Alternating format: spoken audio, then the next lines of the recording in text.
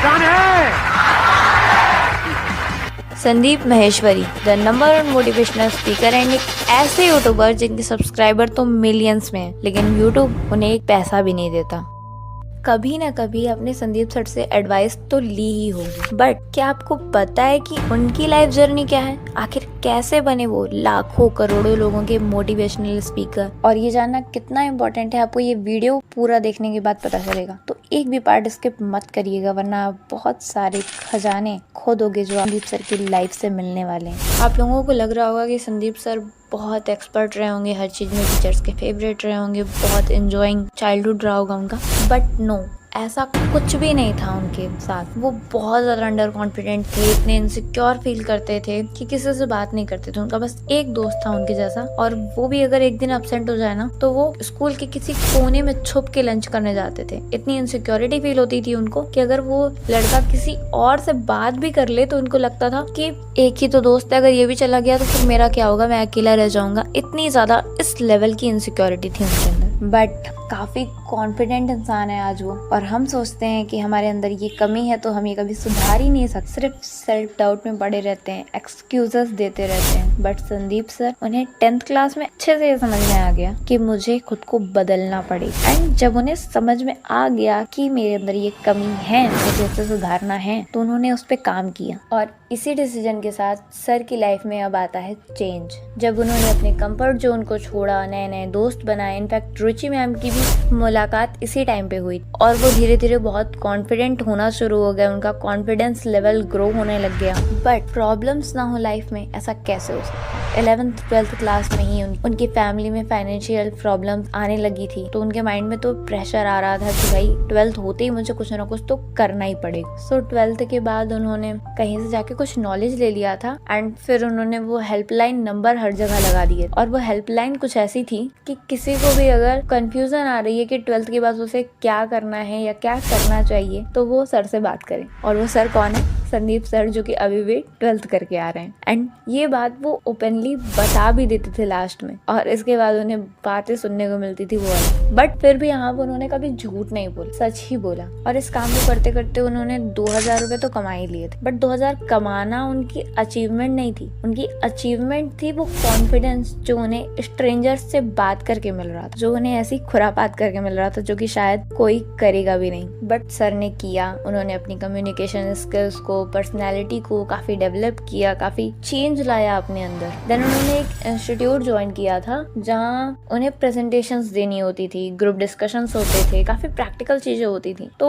इसकी वजह से उन्हें वहाँ पे मजा आ रहा था, वहाँ पे उनकी पर्सनैलिटी काफी इम्प्रूव हुई, काफी कॉन्फिडेंस आया उनके अंदर। और हम क्या करते हैं, हम अपने कंफर्ट जोन में फंसे रह जाते हैं, हम अपनी गलतियों को नहीं पकड़ पाते। अगर पकड़ भी लेते हैं तो हम उसको चाह के भी उसे सुधार नहीं पाते, उस पर काम नहीं कर पाते। बट संदीप सर ने कभी भी कंफर्ट जोन को चूज नहीं किया, उन्होंने अपने आप को बदला, अपने आप को चेंज किया। और इतना बड़ा ट्रांसफॉर्मेशन किसी के लिए भी आसान नहीं होता। 12th के बाद वो बहुत सारी मल्टीपल चीजें कर रहे थे। कॉलेज में थे तो उनका वहाँ पे मॉडलिंग में काफी इंटरेस्ट आ रहा था। 12th के बाद मल्टी मार्केटिंग कंपनी भी थी एक, जिसको उन्होंने ज्वाइन कर रखा था। सो इतनी सारी मल्टीपल चीजें वो ट्राई कर रहे थे। एंड आप किसी से भी पूछो, किसी भी बड़े से बड़े सक्सेसफुल इंसान से पूछो, तो वो यही कहेगा कि आपको अपने 20s में, अर्ली टीन्स में जितना हो सके उतना काम करना है, जितना हो सके उतना अपने टाइम को, एनर्जी को यूटिलाइज करना है बेस्ट से बेस्ट वे में। पर ये करते कैसे हैं अगर आपको नहीं पता है तो don't worry, I am here to teach you everything. But ये बहुत ही बड़ा टॉपिक है जिसे बनाने के लिए मुझे एक नई वीडियो बनानी पड़ेगी। सो मेक श्योर कि आप लोग इस चैनल को सब्सक्राइब कर लें एंड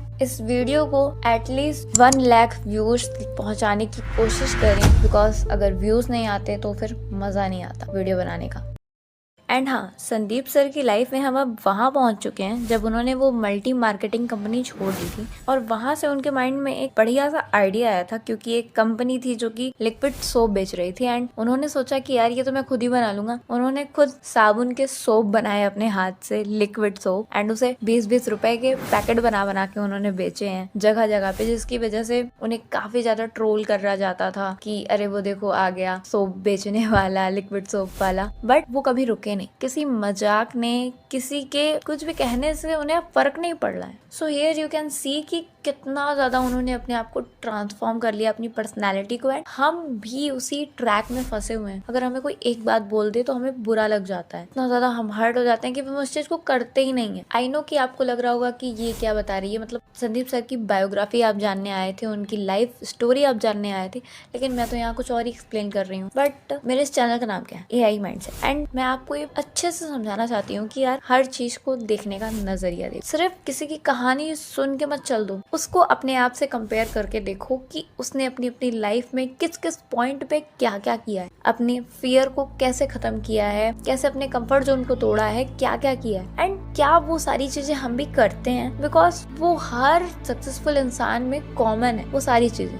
वैसे ही संदीप सर की लाइफ में भी बहुत सारी प्रॉब्लम आई। उसके बाद उन्होंने फोटोग्राफी, जो कि उन्हें बहुत पसंद आया था एक टाइम पे, वो भी उन्होंने काफी टाइम तक ट्राई किया। एक बार तो वो किसी ऑफिस में गए थे फोटोग्राफी के लिए, वहां उन्हें काफी घंटों तक बैठाए रखा। एंड जब वो जिद करने लगे कि यार क्यों आप मेरा इतना टाइम वेस्ट कर रहे हो, तब उन्हें वहां से धक्के मार के निकाला गया। सो अगर इतनी बेइज्जती भी हो रही है तो क्या आप इसे सह सकते हो? संदीप सर उन्होंने गिव अप नहीं किया इस रीजन की वजह से। उन्होंने ये नहीं सोचा कि अरे मेरे साथ आज इतना बुरा हो गया, मैं तो फोटोग्राफी छोड़ देता हूँ, अब नहीं करना मुझे ये उन्होंने नहीं किया। इनफैक्ट छोड़ने के बजाय उन्होंने और जबरदस्त आइडियाज निकाले। वो देख रहे थे कि यार मैं बेस्ट तो नहीं बन सकता बिकॉज बहुत सारे फोटोग्राफर्स हैं, तो उन्होंने क्या सोचा, उन्होंने सोचा मैं सबसे यूनिक काम करता हूँ। वो सबसे बिजीएस्ट फोटोग्राफर बनने का सोचे, और सच में उनका ये तरीका काम कर गया। उन्होंने 10 घंटे के अंदर 10,000 से भी ज्यादा मॉडल्स का फोटोशूट करने का वर्ल्ड रिकॉर्ड बना ली, जिसका उन्हें प्राइज भी मिला। सो स्मार्ट लोग प्रॉब्लम का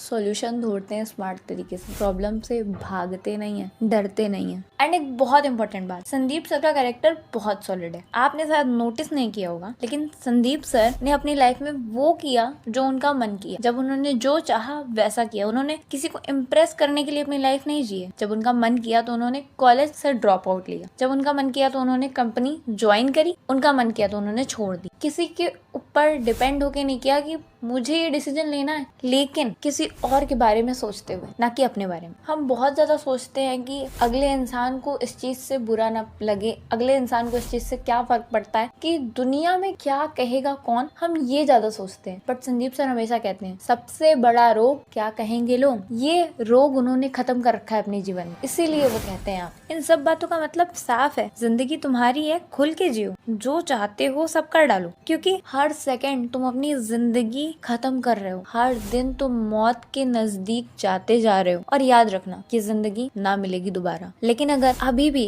तुम्हारे अंदर कंफर्ट जोन भरा हुआ है, तुम अपने प्यारे से कंफर्ट जोन को छोड़ नहीं पा रहे हो, तुम अपनी लाइफ में इतने कंफर्टेबल हो गए हो कि तुम सक्सेस की तरफ आगे बढ़ नहीं पा रहे हो, तो मेरी ये वीडियो जरूर देखना। मोटिवेशन नहीं, सॉल्यूशन बेस्ड है ये वीडियो, जो तुम्हारी लाइफ में सच में बहुत वैल्यू ऐड करेगी।